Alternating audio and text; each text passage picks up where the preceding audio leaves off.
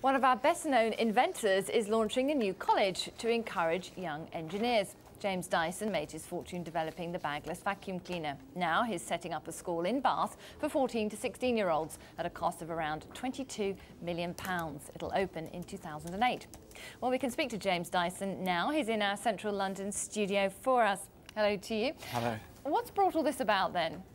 Well, fewer and fewer people are studying engineering at university, whereas in India and China, something like 20 times as many people are doing engineering at graduate level.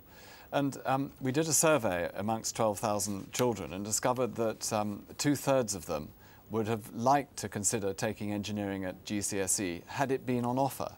So we have this strange dichotomy where England has this wonderful heritage of engineering and we vote Brunel the second greatest Britain.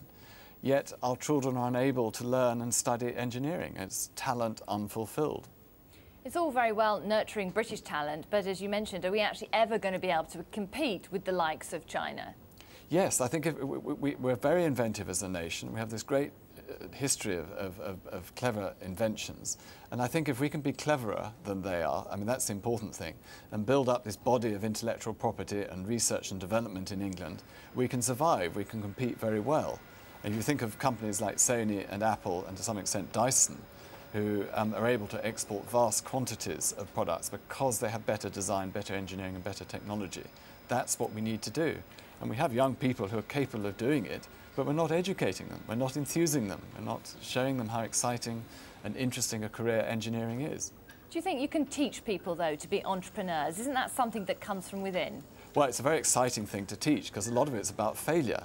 And I think engineering, design and technology are the subjects where failing is the way you learn things. And that's one of the things we want to teach, that by experimenting, by failing, you can innovate. If you just do what's right and do what everybody tells you to do, you'll never innovate. Let's take a look at the building. We've got a few pictures of what it's going to look like. Presumably you thought long and hard about its design. Well, one of the most important things we've got there in the centre is a big atrium with a cafe next to it. And in the atrium, we want to put a Williams racing car, a Rolls-Royce jet engine, a bit of an Airbus wing, maybe a bit of a Dyson vacuum cleaner, a bit of a Rotork valve actuator. They're a local engineering firm. We want, of course, the students to be able to see that, and we'll have national outreach, so we want people from all over the country to come on courses here as well. But we also want to get parents in to see, and teachers, other teachers, to see that engineering is an exciting thing to do, it's a worthwhile thing to do, it's very creative, and that there's a really good future in it. You know, Airbus just down the road at Filton has 7,500 engineers. We have Rolls-Royce engines in Filton. Dyson employs 150 engineers, new engineers every year. You know, there's great opportunities to have a really exciting career. I've loved it. I mean, I've been 38 years doing it and I enjoy it enormously. It doesn't sound as if you've finished yet either. James Dyson, thanks very much. Thank you very much.